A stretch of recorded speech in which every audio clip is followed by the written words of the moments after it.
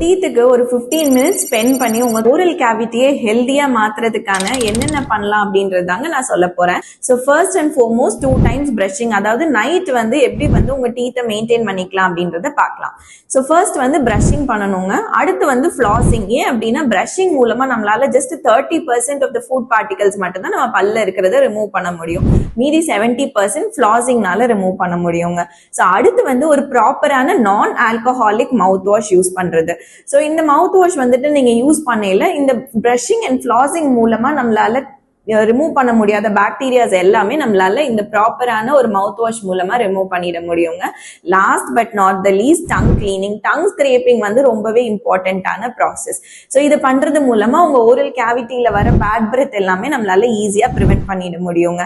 So இந்த simple டிப்ஸை follow பண்ணிட்டு உங்களோட டீத் அண்ட் கம்ஸை ஹெல்தியா மெயின்டைன் பண்ணிக்கோங்க.